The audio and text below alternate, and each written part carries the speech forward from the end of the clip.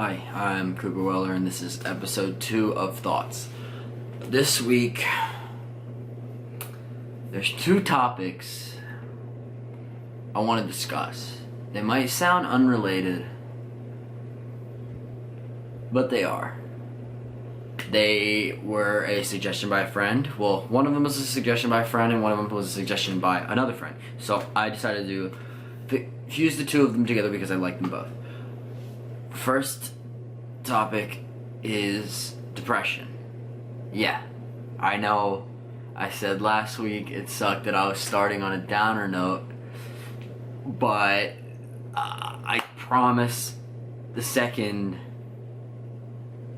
topic will pick up, raise the spirits a little bit more after the downer that this first topic is. So, depression. It can happen to anybody. I've fallen into it every now and again. I fall into it, or I just get real sad and down in the dumps. Happens to the best of us. I know a lot of people who've had it. Most people have it at one point in their lives, honestly, from my experience. It's unavoidable when it happens. Sometimes you can't do anything about it. My best advice, if you're going through it, is just to fight. Fight. I mean, think of a reason, and hell, if you can't find a reason, just fight for the hell of it. I usually get down on myself a lot. Self-deprecating is mainly why I get depressed. Like, I get down on myself and make myself sad, and it sounds self-destructive and like, oh, you're emo, but like, no, that's not what I mean at all. Like, it's hard to explain. Like, so much of the time people tell me like, oh, you're no good at this. Like a bunch of people just were always throughout my life like, you're no good at this, you can't do this, you can't do that, and it got into my head that I can't do this, I can't do that, I'm no good, I'm ugly, I'm stupid, and like, it kind of is always there a little bit in the background of my mind, like a little sadness that like I can't get to go away, and that's fine because I don't live my life and focus on said sadness. I live my life and deal with the sadness when it happens, and when it happens, I shrug it off and I say, all right, there's tomorrow. And it's tough, and it can lead a lot of people to do a lot of crazy things. I have a friend who is currently dealing with depression and has in the past self-harmed, and I helped him through that, and it was real tough for him and for me to hear that a friend of mine was doing that. I know it wasn't my fault, but it made me feel like I wasn't doing my job as a friend, and I don't really feel that way anymore because I helped him through it, and I realized that like I didn't play a hand in what he was dealing with. It was his personal life that I helped. I don't want to say help fix because it made me sound like I did everything, but like I talked him through it, helped him with what he was dealing with, and it's a tough subject. Like, I know a lot of people who've dealt with it. I know a lot of people who've self-harmed as a result of it, and I know a few people who've died from it. I don't want to dwell on that because that's real sad stuff, and suicide isn't a good topic. Neither is self-harm and neither is depression. But another good way to fight it is an unrelenting happiness. And I'm not saying puppies, rainbows, and kittens 100% of the time. That's not gonna happen. If you're depressed, you're not gonna just one day be able to flip the switch and be able to run outside and say, the sky is beautiful, oh my god, the grass is so green today, I'm in love with the world.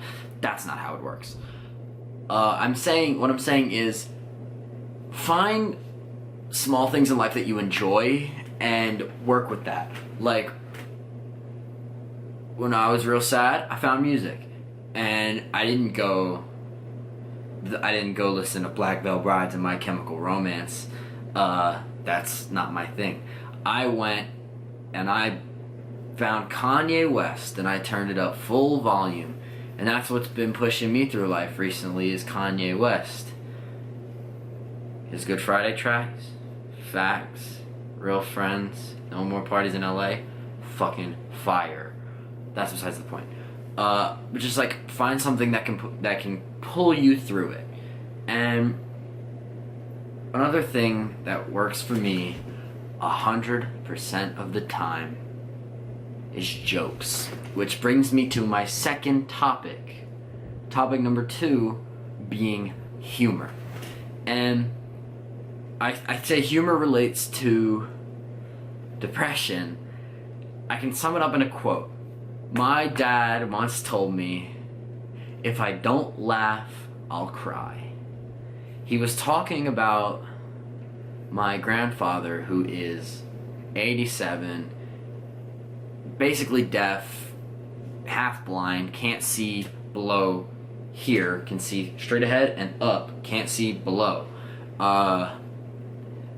And he was staying at my house the other week, and my dad was messing with him. But when my grandpa was sitting down, my dad was standing over him going like this, because my grandfather couldn't see, and my dad was just getting a kick out of it, and he was laughing.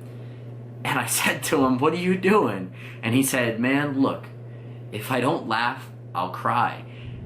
And I get it, because without that being able to make yourself laugh and finding that humor, it's real sad, because his father is so much older than him.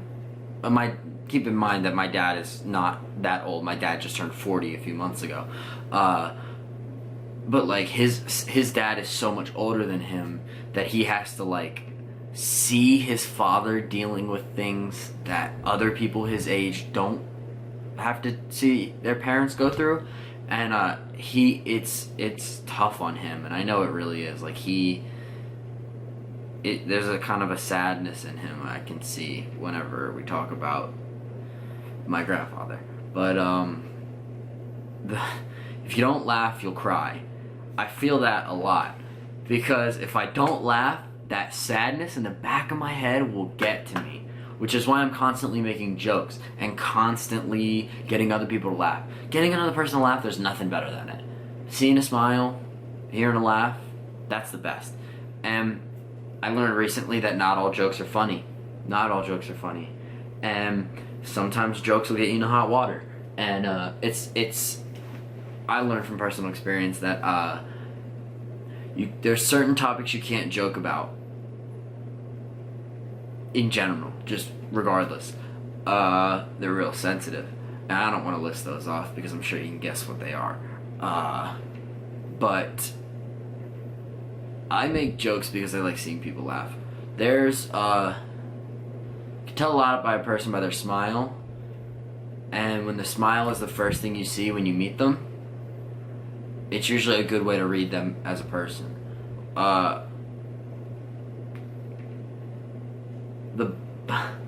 My best friend currently, I introduced myself to them. I said, "Hello, my name is Cooper, and I'm probably the best guy you'll ever meet." And they laughed at that, and I saw their smile, and we were immediately best friends. And it was a beautiful thing. And we still are. And it's a beautiful thing to make people laugh.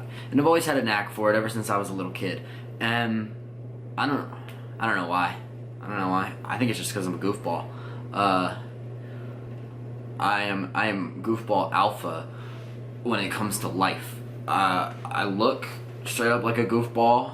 My face is real circular. I got a goofy look on my face, like I don't really know most of the time. Just a lot about me that's real weird. I make weird noises. I have characters, which is weird that most people don't have. Like, in my head, I have, not like voices in my head, but like characters I like to portray that don't come from anything else in the world, that are just purely my imagination, that come to life. and it's a unique thing that my friends have seen. There's a specific character who goes by the name of Pancakes, whose jaw sticks out real far, and his eyes get real weird. And there's even a character based off of the historical figure Hammurabi, who wrote Hammurabi's Code, the first set of laws. Hammurabi has a speech impediment, and his eyes roll back in his head, and it's real weird. And apparently, people think that's funny. I think it's funny. It makes me giggle, and that's a lot of my jokes make me giggle. I think I sit alone in my room sometimes with the light off and just laugh because my own thoughts make me hysterical. It's a beautiful thing, humor. If I don't laugh, I'll cry. I'm Cooper Weller, and this is Thoughts.